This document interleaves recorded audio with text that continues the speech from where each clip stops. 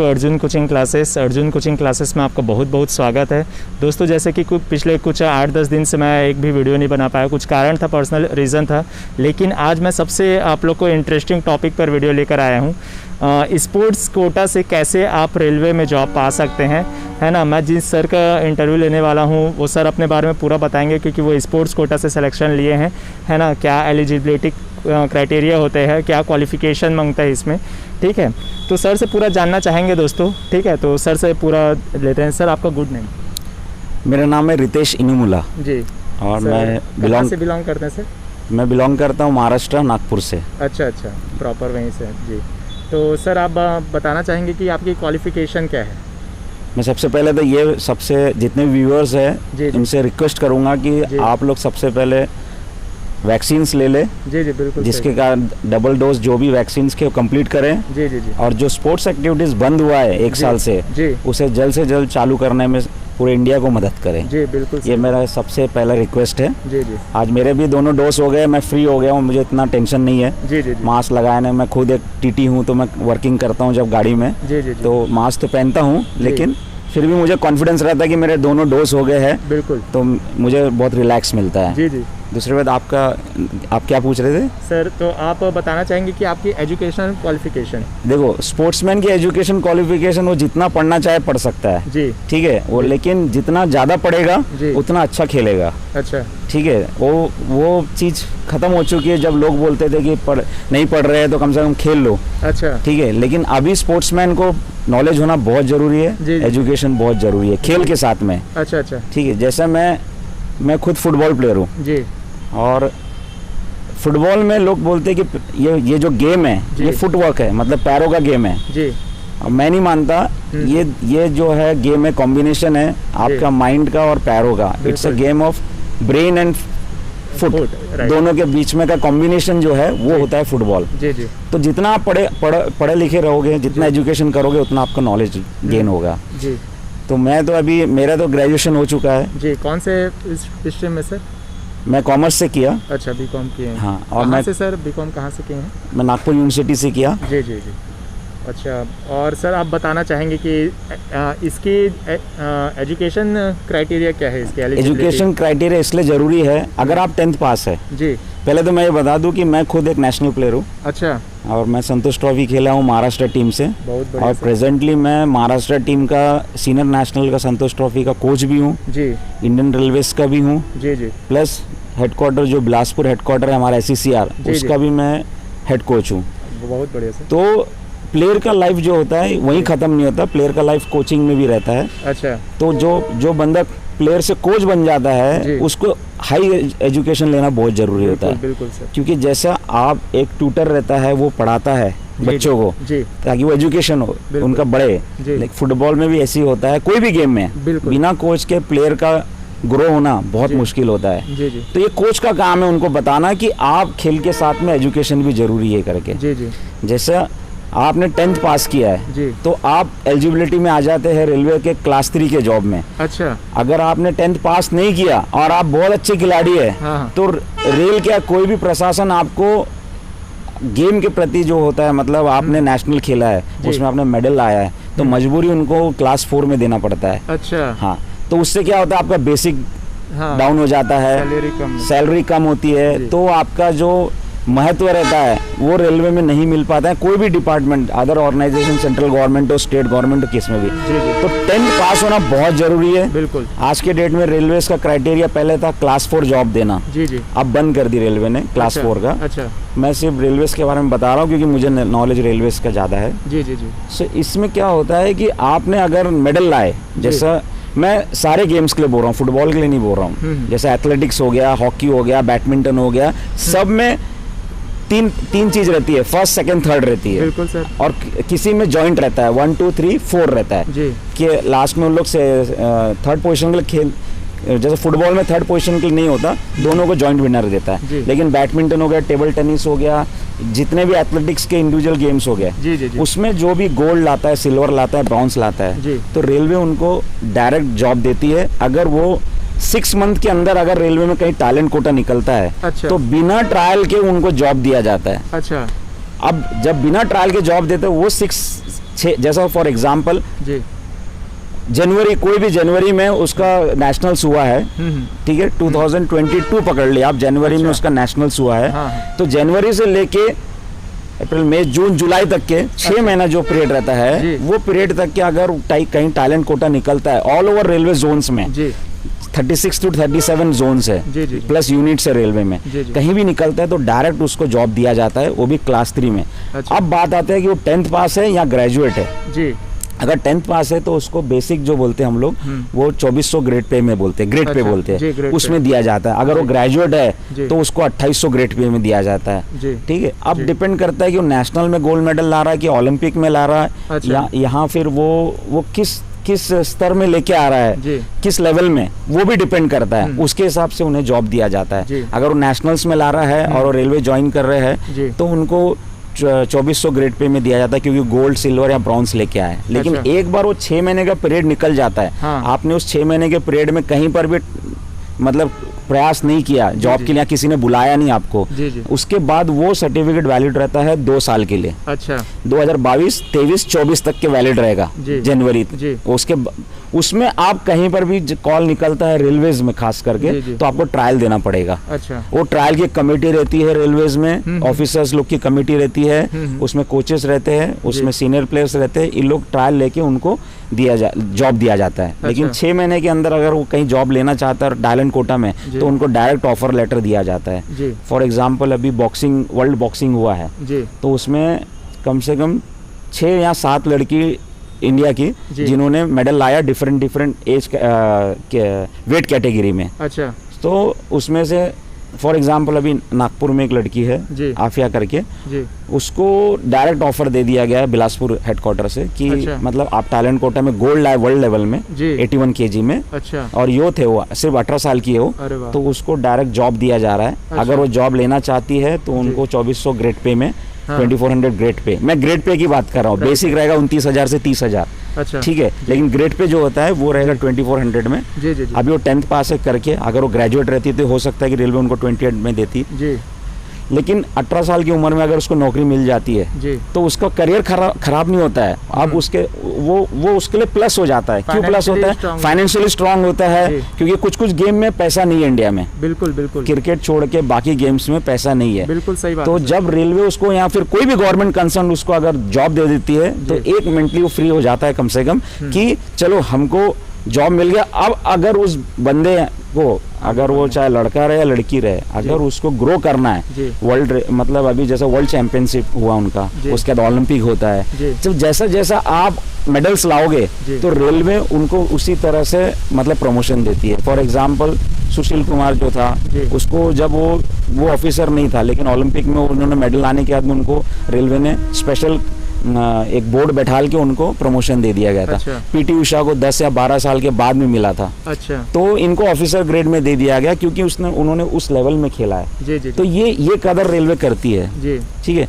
तो मेरा कहना यही है कि अब आपका शौक है स्पोर्ट्स में, आपको नौकरी नहीं करना है, आपको स्पोर्ट्स में ज्वाइन करना है, तो आप अपने 5, 6, 10 साल स्पोर्ट्स में बिताइए। जी आपको रेलवे उतना बेनिफिट देती है खेलने के लिए, बिल्कुल सर ठीक है। बिल्कुल एक चीज़ होता है कि रेलवे कभी बोलती है कि आप 4 घंटे नौकरी करो और 4 घंटे आप अपने स्पोर्ट्स में करो, अच्छा और कुछ लेवल के बाद में अगर आप हर साल गोल्ड ला रहे हैं तो जी। रेलवे आपको साल भर के लिए बोलती है कि आप सिर्फ स्पोर्ट्स करो, स्पोर्ट्स आपको जॉब में आने की जरूरत नहीं है। जी जी आप जहाँ पे कैंप लगता है वहाँ पर, लेकिन आपको अपना मेंटेन करना है कि आप हर साल सिल्वर गोल्ड मेडल, इस तरह से आप अपना लेवल बढ़ा रहे हैं। और रेलवे के लिए भी वो बहुत प्राउड मोमेंट होता है कि अगर उनके जोन से या रेलवे से, इंडियन रेलवे से कोई ओलंपिक में जा रहा है, अचीवमेंट है, तो सभी के लिए रहता है। तो इस तरह से आप अपना स्टेज मतलब रेलवे में लगने के बाद में काफी लोगों का रहता है कि स्पोर्ट्स में जॉब मिल गया, अब स्पोर्ट्स खत्म हो गया। अच्छा ये डिपेंड करता है ओन इंटरेस्ट के ऊपर में, जी कि आपको क्या करना है। जी जी अब मुझे नौकरी मिल गया, अब मुझे फाइनेंशियली हेल्प मिल गया, अब मैं और ग्रो करूंगा। जी जी जी कुछ लोग का एम रहता है कि मुझे जॉब मिल जाए बस खत्म, बिल्कुल ठीक है। तो ये 2 चीज होती है, ये 2 को आपको अलग अलग रास्ते रखना है, बैलेंस बनाना है। आपको कोई भी एक मेंटेलिटी लगना है कि मुझे जॉब मिल गया, मुझे स्पोर्ट्स के लिए ग्रो करना है, तो रेलवे आपको फुल फैसिलिटीज देती है। अच्छा अदर भी गवर्नमेंट देती है, स्टेट गवर्नमेंट हो गया, पुलिस हो गया, ये भी देती है, ऐसा नहीं कि सिर्फ रेलवेज ही देती है। अच्छा, लेकिन ज़्यादातर जॉब जो है रेलवेज में ही जी जी दिया जाता है। आज आप इंडियन टीम हॉकी टीम को ले लीजिए, जी जी जी। उसमें से 7 या 8 लड़की इंडियन रेलवेज की है। अच्छा हाँ जी तो ये बहुत प्राउड मोमेंट होता है रेलवेज के लिए, किसी के लिए भी। जी जी तो इस तरह से जो होता है, मतलब आपको रेलवे ने आपके क्राइटेरिया के ऊपर आपने जो मेडल लाया उसके ऊपर आपको जॉब दिया और आपने उस चीज़ को और आगे बढ़ाया। बिल्कुल। ये सबसे इम्पोर्टेंट होता है। मिनिमम अगर मैं बात करूं, मिनिमम एज क्या होता है मतलब ज्वाइन करने का रेलवे? 18 ईयर्स या? देखो एम्प्लॉयमेंट में एक निकलता है ट्रायल के लिए, तो वो होता है 18 से 25। अच्छा ठीक जी। है। और टैलेंट कोटा जो होता है, अच्छा। जिसमें मैंने आपको अभी बताया कि किसी ने गोल्ड लाया और वो करंट 6 महीने के अंदर का प्लेयर है, अच्छा। तो उसको डायरेक्ट टैलेंट कोटा में हम लोग ले लेते हैं। उसमें एज क्राइटेरिया रिलैक्सेशन भी रहता है। अगर वो 18 साल के नीचे है तो रेलवे बोर्ड उसको रिलैक्सेशन दे देता है। अच्छा ठीक है। हाँ। क्योंकि वो टैलेंट कोटा है। लेकिन जब कोई चीज एम्प्लॉयमेंट न्यूज में आती है, अच्छा। तो उसमें क्राइटेरिया एम्प्लॉयमेंट का 18 साल से लेके 25 ईयर्स के अंदर का आपका रहना चाहिए, और सर्टिफिकेट जो रहता है वो 2 ईयर्स के लिए वैलिड रहना चाहिए। बिल्कुल, बहुत अच्छी बात है सर, बहुत अच्छा आपने जानकारी दी है, क्योंकि इससे काफ़ी डाउट्स क्लियर होंगे कि रेलवे में अगर आप स्पोर्ट्स पर्सन है ना, फील्ड ऑफ इंटरेस्ट आपका स्पोर्ट्स है, तो आपको मिनिमम एज जो है वो 18 ईयर्स है ना, और मैक्सिमम जो है सर 25 ईयर्स। 25 years, right. तो सर से आप जानना चाहेंगे कि अपार्ट फ्रॉम जो इनकी सफलता है जो अभी मतलब सर आप उसमें इंटरनेशनल प्लेयर जो रहता है उसको रिलैक्सेशन रहता है 27 ईयर्स तक के। अच्छा। मतलब अगर वो अब 25 साल के ऊपर का है और वो इंटरनेशनल में करंट परफॉर्मेंस कर रहा है, अच्छा। अगर वो रेलवे ज्वाइन करना चाहता है तो 27 ईयर्स तक के रेलवे बोर्ड उसको रिलैक्सेशन देती है। सर अब इसमें ये भी मैं पूछना चाहूँगा कि कई लोग सोचते हैं कि जैसे ग्रुप डी में भी ज्वाइन कर लेते हैं, तो उसके थ्रू भी क्या रेलवे फैसिलिटीज़ देती है क्या खेलने के लिए ऐसा? ये बहुत अच्छा क्वेश्चन आपने किया है। अभी रेलवेज का कहना है कैसा है कि स्पोर्ट्स कोटा ज़्यादा नहीं है, बहुत कम होता है अपॉइंटमेंट्स। ठीक है। तो रेलवे क्या कहती है कि अगर कोई रेलवे रिक्रूटमेंट बोर्ड से आया है या फिर कंपनसेट होता है, जो पिताजी की जगह नौकरी मिलती है, अगर वो प्लेयर है तो उसको हम टीम में ला लेते हैं। अच्छा। और टीम में लाने के बाद वही बेनिफिट देते हैं, वही सारा चीज स्पेयरिंग देते हैं, उसको वही बेनिफिट देते हैं कि आपको प्रैक्टिस करने के लिए आधा दिन दिया जाता है, जो एक नॉर्मल स्पोर्ट्स पर्सन को दिया जाता है, वही बेनिफिट उसको दिया जाता है क्योंकि उसमें टैलेंट है करके। अच्छा। अगर वो गोल्ड मेडल या फिर कुछ भी नेशनल्स गेम में अपना पोजीशन लाता है, तो रेलवे उसको क्लास 4 से क्लास 3 भी कर देती है। अच्छा, बिल्कुल, बहुत अच्छी बात है सर। मतलब क्योंकि वो क्लास 4 में ज्वाइन हुआ है। हाँ। लेकिन वो उसको हमने मौका दिया कि आप रेलवे टीम से खेलो, आपका परफॉर्मेंस अच्छा, आप बैडमिंटन प्लेयर हो, आप अच्छा परफॉर्म कर। अगर उन्होंने नेशनल में जाके रेलवे की तरफ से अगर मेडल ला लिया तो उसको आउट ऑफ टर्न प्रमोशन बोला जाता है। हाँ। मतलब आपको ग्रुप डी से ग्रुप सी कर दिया जाता है। बिल्कुल बिल्कुल। तो ये बहुत बड़ा बेनिफिट है। मतलब तो सर इसका जो ट्रायल होता है वो कहाँ होता होगा? जैसे इसका कुछ अलग से निकलता है या किसी के कॉन्टेक्ट के थ्रू होता है? किस चीज़ का? जैसे मान के चले मैं ग्रुप डी स्टाफ हूँ, मुझे खेलना है क्रिकेट, तो सर कैसे होता है? मतलब मैं अपना आप जैसा फॉर एग्जांपल आप अभी नागपुर में है और नागपुर में क्रिकेट का एक टीम है, ठीक है, और उसमें आपने बोले कि आप खेलना चाहते हैं करके, तो आपका एक ट्रायल होता है। नॉर्मली वो बुलाते आपको प्रैक्टिस सेशन में। अच्छा। और वो प्रैक्टिस ले लेते, 1-2 मैच खिलाते, आपका परफॉर्मेंस देख लेते। ये होता है कोच का आई व्यू होता है। एक कोच देख के बता देगा इस प्लेयर का लेवल क्या है। अच्छा अच्छा। ठीक है। अब रही बात कोचिंग की, तो जैसा मैं लगा था फुटबॉल में 96 में। अच्छा। ठीक है। 96 में लगने के बाद में मैंने पूरा सर्विस रेलवेज को दिया। ठीक है। मैं खुद सीनियर नेशनल प्लेयर हूँ। मैं हम लोग थर्ड पोजीशन में आए थे सीनियर नेशनल में। जी। ठीक है। तो हमको उसके कारण प्रमोशन भी मिला। बिल्कुल सर। और प्रमोशन मिलने के बाद में हम लोग टीटी भी बने। अच्छा सर, तो आप ग्रुप डी में ज्वाइन किए थे कि ग्रुप सी में डायरेक्ट? नहीं, उस टाइम का लेवल जो था, उस टाइम में ये क्राइटेरिया नहीं था। अच्छा। ये क्राइटेरिया आया है 2004 या 2000 से, जो भी आया है। अच्छा। एग्जैक्टली मैं डेट नहीं बता पा रहा हूँ, लेकिन उस टाइम का क्राइटेरिया अलग था, इस टाइम का क्राइटेरिया अलग है। तो उस टाइम में रेलवे को मतलब स्पोर्ट्समैन को दौड़ रहती थी कि किसी भी तरह गवर्नमेंट जॉब में चले जाए। हाँ, बिल्कुल। ठीक है। आज का स्पोर्ट्समैन थोड़ा अलग सोचता है, वो प्रोफेशनल लाइफ में जाना चाहता है। अगर उसका अच्छा गेम है तो वो बोलता है कि मैं प्रोफेशनल खेलना चाहता हूँ। उससे क्या होता है, उसको मतलब पैसा कमाने का भी एक ये हो जाता है। बिल्कुल। और जैसा आजकल बहुत सी जैसा IPL होता है, वैसा ISL होता है फुटबॉल में। अच्छा। बैडमिंटन में होता है, कबड्डी में होता है। ठीक है। बहुत से गेम में हो गया है, तो जिसमें प्रोफेशनली उनको पैसा मिलता है और वो जाता है। रेलवे से भी जा सकते हैं उसमें खेलने के लिए। मैं सिर्फ रेलवे के बारे में आपको बता रहा हूँ कि रेलवे में भी अगर आपको वहाँ पर सेलेक्ट होता है तो रेलवे आपको वहाँ पर छुट्टी देती है जाने के लिए। वो प्लेटफॉर्म हाँ है जी। मतलब ये नहीं सोच सकता कि मैं रेलवे में लग गया तो मैं प्रोफेशनल प्लेयर नहीं हूँ, मैं एक डिपार्टमेंटल या गवर्नमेंट का प्लेयर हो गया, नहीं ऐसा नहीं है। आप कहीं भी अप लेवल करोगे आपका, जैसे हमारे कबड्डी में है, हमारे रेलवे से बहुत प्लेयर गए प्रो कबड्डी खेलने के लिए। अच्छा। हाँ, रेलवे बोर्ड ने उनको स्पेशल स्पोर्ट्स प्रमोशन बोर्ड होती है, वो स्पेशल लीव दिया उनको जाके खेलने के लिए। बहुत बढ़िया। तो ये चीज़ होता है कि मतलब कहीं ख़त्म नहीं होता है खेल। आप जैसे हमने एक लेवल तक खेला, उसके बाद में हमको लगा कि अब कोचिंग करना चाहिए। अब कोचिंग की बहुत सी डिग्री होती है, जैसा होता है डिप्लोमा होता है एनआईएस का, तो मैं वो 1 ईयर का एनआईएस करने गया था। तो अब मैं आपको बताता, मुझे रेलवे ने भेजी करने के लिए कलकत्ता में, तो पूरा साल भर मुझे स्पेशल लीव दिया गया है, ऑन ड्यूटी, लीव भी नहीं, ऑन ड्यूटी। उसका आने के बाद में मुझे टीए दिया गया है, पेमेंट मिला है, फीस भरी है रेलवे ने। अच्छा। और इसलिए भरती है कि आप अच्छा कोचिंग मतलब एजुकेशन लेके आप रेलवे एम्प्लॉयज को जो स्पोर्ट्स पर्सन है उनको कोचिंग दे सके। क्योंकि क्या होता है कि कोच का लेवल बढ़ेगा तो प्लेयर का स्टैंडर्ड बढ़ेगा। बिल्कुल ठीक है। कई प्लेयर होते हैं जो रेलवे में लगने के बाद में उनको एक प्लेटफॉर्म मिलता है तो सीधा अपलिफ्ट हो जाते हैं, बिल्कुल मतलब उनका लेवल बढ़ जाता है। ठीक है, तो ये पॉजिटिव है। और कई प्लेयर ऐसे भी होते हैं लगने के बाद में इंजरी होने के कारण या कुछ और रीजन के कारण, फैमिली इसके कारण या फिर पोस्टिंग के कारण, जहाँ पर ऐसे जगह उनकी पोस्टिंग हो जाती है जहाँ से उनको खेलने का ज़्यादा ये नहीं मिलता है, हाँ स्कोप नहीं मिलता है प्रैक्टिस करने का, तो वो मतलब ये हो जाता है। तो रेलवे इस चीज़ के ऊपर बहुत ध्यान दे रही है कि जिस भी बंदे का अगर स्पोर्ट्समैन का जॉब मिलता है तो उन्हें उस जगह में पोस्टिंग दिया जाए जहाँ पर उस लेवल का फैसिलिटीज़ है उस गेम को रिलेटेड। जी सर। अब सर बात करना चाहेंगे कि इसमें सैलरी क्या मिलती होगी, मतलब जैसे आप टीटी हैं तो टीटी में क्या पेमेंट होता है, जैसे आप ग्रेड पे बोल रहे थे, पे स्केल क्या होता है, ग्रेड पे, ये सब चीज़ थोड़ा। टीटी का इनिशियल ग्रेड पे 1900 है। अच्छा। और बेसिक उसका रहता है उसके हिसाब से 25 से 26 हज़ार। जी। लेकिन उसी टीटी में सभी को टीटी नहीं बोला जाता है। अच्छा। टीटी में अलग अलग प्रमोशन रहते हैं, अलग अलग ग्रेड पे रहते हैं। जी। ठीक है, सबसे लास्ट ग्रेड पे होता है जैसा CTI बोलते हैं। अच्छा। हाँ। 4600 होता है। अच्छा। ठीक है जी। तो अभी अगर किसी को हम टीटी की नौकरी देते हैं रेलवे में, सपोज मैं एग्जाम्पल दे रहा हूँ, ठीक है, तो उसको हम लोग उसका नेशनल मेडल के ऊपर डिपेंड करता है। तो अगर वो 1900 ग्रेड पे के लायक है तो उसको 1900 में देंगे। अगर वो 24 के रहेगा, अब 24 का ग्रेड पे अगर नहीं है किसमें टीटी में, तो उनको फिर 28 में देना पड़ता है। अच्छा। तो ये टेक्निकल है, ये मैं बहुत ज़्यादा आपको नहीं समझा पाऊंगा क्योंकि ये टेक्निकल है, अलग अलग लेवल है। ओलंपिक का लेवल अलग है, वर्ल्ड चैंपियनशिप का अलग लेवल है, नेशनल्स का अलग लेवल है। तो वो लेवल के हिसाब से क्राइटेरिया डिसाइड होता है और किस उस मतलब पोस्ट क्रिएट हो रहा है कि नहीं वो भी डिपेंड करता है आपके लेवल के हिसाब से। तो मिनिमम जो आपको बता रहा हूँ 1900 grade pay is the lowest for sports person.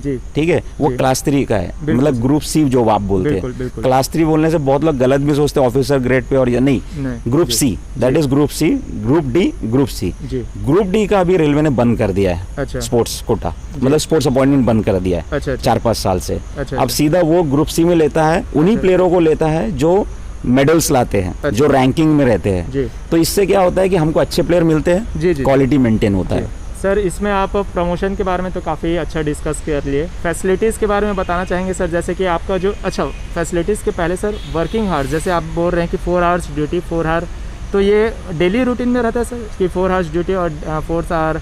नहीं, देखो इसको बोलते हैं हाफ डे स्पेयरिंग। अच्छा। और एक बोलते हैं स्पेशल लीव। अच्छा। स्पेशल लीव जो होता है पूरा ही आपको रेलवे देती है बेनिफिट कि आप कोई सभी टूर्नामेंट, हाँ टूर्नामेंट के पहले 2 महीने के लिए आपको कोई कैंप में भेज दी, आपको स्पेशल लीव है क्योंकि उस प्लेयर का लेवल उस लेवल का है और करंट प्लेयर है, परफॉर्म अच्छा कर रहा है, तो रेलवे के पास में काफी चीजें हैं जो उनको बेनिफिट देती है। और जैसा ग्रुप टीम होता है, जैसे फुटबॉल हो गया, क्रिकेट हो गया, हॉकी हो गया, तो इनको क्या किया जाता है कि हाफ डे स्पेयरिंग दिया जाता है कई जोन में। हर जोन का अलग अलग रूल ये है। कहीं पर स्पेशल लीव दे दिया जाता है पूरा 6 महीने के लिए। अच्छा।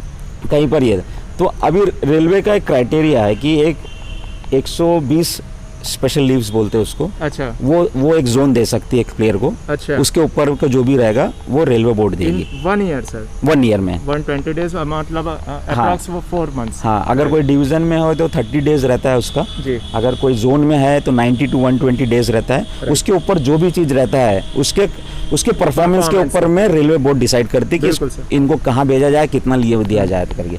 नहीं तो नॉर्मली क्या होता है कि हाफ डे स्पेयरिंग होता है जिसमें आपको 4 घंटे काम करना है अपना जो भी जॉब जॉब है। जी। हर कोई टीटी नहीं रहता है, हर कोई ये नहीं, कोई कमर्शियल क्लर्क भी रहता है, कोई ऑफिस क्लर्क रहता है जो ऑफिस में वर्क करता है, हेडक्वार्टर में रहता है। ऐसे लोग भी रहते हैं जो 4 घंटा सुबह मतलब प्रैक्टिस कर लिया तो सेकंड हाफ में ड्यूटी आ गए 4 घंटे के लिए, या फिर उनका अगर टीम अगर शाम को प्रैक्टिस कर रहा है तो वो मॉर्निंग में अपना ड्यूटी कर लेंगे। बिल्कुल सर। इस तरह से रहता है। क्यों रहता है? क्योंकि जो टीम गेम होता है उसमें आपको डेली प्रैक्टिस करना जरूरी है। कोई भी गेम के लिए, तो उसके लिए ट्यूनिंग बनाने के लिए टीम कॉम्बिनेशन रहता है। ठीक है ना, तो वो ग्रुप में ही प्रैक्टिस किया जाता है, तभी उनको हाफ डे स्पेयरिंग दिया जाता है कि सब लोग एक जगह सेकेंड हाफ में आ जाए या फर्स्ट हाफ में आ जाए, इस तरह से रहता है। सर ने काफ़ी अच्छे तरीके से सारे डिटेल्स में जानकारी दी है दोस्तों। मैं आशा करता हूँ कि आप लोग को बहुत बेनिफिट होगी इस वीडियो से, है ना। और भी जो भी आप लोग को डाउट्स होंगे, है ना, स्पोर्ट्स कोटा के वैसे काफ़ी मतलब आप लोग कमेंट्स किए थे कि एक वीडियो लाइए और उसका जो भी क्राइटेरिया होता है उस पर तो सर ने काफ़ी अच्छे तरीके से जानकारी दे दी है। सैलरी पर भी बता दिए हैं सर। तो सैलरी में एक अप्रॉक्स कितना हो जाता होगा, जैसे 30,000 35,000 एक फुल जो इनिशियल में लगता है 1900 ग्रेड पे में उनका लगभग 25 से 30 हज़ार के बीच में उनको पे आ जाता है। जी। ठीक है, और यही मतलब ग्रेड पे के हिसाब से सिर्फ मतलब नॉन स्पोर्ट्समैन हो या स्पोर्ट्समैन हो, इनको सिर्फ मेडल लाने से ही प्रमोशन करके नहीं रहेगा। अच्छा। अगर आपने कुछ डिपार्टमेंटल एग्जाम हो रहा है उसको आप क्वालिफाई करते, क्लिक कर लेते, तो भी आपका प्रमोशन हो जाएगा। अच्छा। ग्रुप डी से आप आ रहे हैं, ग्रुप सी का एग्जाम हो रहा है 3 इयर्स के लिए, तो जैसा ओपन जो यूआर रहते हैं उनके लिए 3 इयर्स फर्स्ट जॉब में कंपलसरी है। जो रिजर्वेशन वाले रहते हैं उनको 1 ईयर कंपलसरी है। अच्छा। ठीक है। हाँ। उसके बाद वो कोई भी एग्जाम के लिए क्लास ग्रुप सी के लिए दे सकते हैं। लेकिन स्पोर्ट्स कोटा में जो रहता है ये चीज़ नहीं रहती है, कोई रिजर्वेशन नहीं रहता है, कुछ नहीं। स्पोर्ट्स कोटा जो रहता है आपके टैलेंट के ऊपर ही आपको जॉब मिला जाता है। सर एक लास्ट क्वेश्चन मैं पूछना चाहूँगा, जैसे सर ने पूरा जानकारी आपके प्रमोशन और स्कोप का बताया है, मैं एक बार और फिर रिमाइंड करवाना चाहूँगा ताकि सर एक बार और अच्छे से एक्सप्लेन करें। जो हमारे देश के युवा हैं जो ग्रुप डी में घुसना चाहते हैं, जो ग्रुप सी में लगना चाहते हैं और स्पोर्ट्स में अपना करियर बनाना चाहते हैं, तो उनके बारे में सर एक कुछ टिप्स देना चाहेंगे तो सर आप बता सकते हैं। नहीं, आप नॉन स्पोर्ट्समैन के बारे में पूछ रहे हैं या स्पोर्ट्समैन के बारे में पूछ रहे हैं, या फिर वो बंदा जो स्पोर्ट्समैन भी है और ग्रुप डी से पास करके आना चाहता है? सर आप समझिए तीनों अलग अलग चीज है। बिल्कुल तीनों अलग अलग चीज। अभी एक बंदा है जो पढ़ाई में बहुत अच्छा है, वो आरआरबी का एग्जाम होता है, रेलवे रिक्रूटमेंट बोर्ड, उसको क्लिक करता है, लेकिन उसका खेल भी बहुत अच्छा है। हाँ। तो उसको फ्यूचर में उसको खेल का बेनिफिट मिल जाएगा। वो कोई भी टीम में ज्वाइन कर लेगा, उसको स्पोर्ट्स कोटा के क्राइटेरिया में आ जाएगा। वो अगर वो मेडल लाता है तो उसको प्रमोशन मिलेगा। आप जितना मेडल लाओगे, आपको प्रमोशन नहीं मिला तो आपको इंक्रीमेंट देती है रेलवे। ठीक है, एक इंक्रीमेंट लेने के लिए आपको 1 साल निकालना पड़ता है रेलवे में। लेकिन बंदे ने अगर 1 साल में 2 मेडल ला लिया है तो आप समझिए कि रेलवे का एक क्राइटेरिया इंक्रीमेंट देने का, एक साथ 2 भी दे सकती है, 3 भी दे सकती है, 5 भी दे सकती है, डिपेंड ऑन द गेम्स और कौन सा परफॉर्मेंस और कौन सा नेशनल आप खेल रहे हैं। तो आप जितना स्पोर्ट्स कोटा में इम्प्रूव करोगे उतना आपको एक लेवल रहता है। अगर उसके ऊपर आपको रेलवे प्रमोशन नहीं दे सकती तो इंक्रीमेंट देगी आपको, तो उससे आपका पे क्राइटेरिया बढ़ेगा, कम नहीं होगा। आप पढ़ के भी रेलवे में आइए, खेल के भी रेलवे में आइए, किसी तरह से भी रेलवे में आइए, तो आप एक प्लेटफॉर्म में आ गए। उसके बाद में अगर आपके पास सही गाइडेंस वाला कोच है, ठीक है, या फिर आपको मतलब एक गॉडफादर जैसा कोई मिल गया रेलवे में, तो वो आपको उस रास्ते में लेके चले जाएगा जहाँ से आप क्लिक करते जाओगे। क्योंकि हमको ज़रूरत रहता है टीम में स्पोर्ट्समैन के लिए। अभी मैं फ़िलहाल बोलता हूँ कि मेरे हेडक्वार्टर अभी बिलासपुर टीम में ऐसे हमारी टीम है 22 प्लेयर की। अच्छा। ठीक है, टोटल नागपुर, रायपुर और बिलासपुर मिला के, उसमें से 9 जो लोग हैं, हमारे पास स्पोर्ट्स कोटा नहीं हुआ कुछ कारणवश, तो उसके कारण 9 प्लेयर हमने नॉन स्पोर्ट्समैन से लिए जो पिताजी की जगह लगे। अच्छा। ठीक है, उसमें से एक बंदा ऐसा था जो 18 साल का था, 19 साल का था, तो उसने इंडियन रेलवेज खेल लिया। अच्छा। क्योंकि उसको एज बेनिफिट मिला था, बिल्कुल, तो उसने खेल लिया। तो इस तरह से होता है। अगर उस साल वो मेडल ला लेते तो उस बंदे को क्लास 4 से ग्रुप डी से ग्रुप सी में इजीली प्रमोशन मिल जाता था। सर ने काफ़ी अच्छा तरीके से सारे डाउट्स क्लियर किए हैं, और आप लोगों को कुछ भी डाउट्स रहेगा दोस्तों तो कमेंट कीजिएगा। मैं खुद सर से पर्सनली चैट करके आप लोग को वो आंसर रिप्लाई कर दूंगा। तो सर से मिलकर काफ़ी अच्छा लगा दोस्तों, धन्यवाद सर, आपसे मिलकर काफ़ी अच्छा लगा। और दोस्तों वीडियो को ज़रूर शेयर कीजिएगा, आप लोग को अच्छा लगता है तो लाइक ज़रूर कीजिएगा। ओके दोस्तों, धन्यवाद, जय हिंद, जय भारत।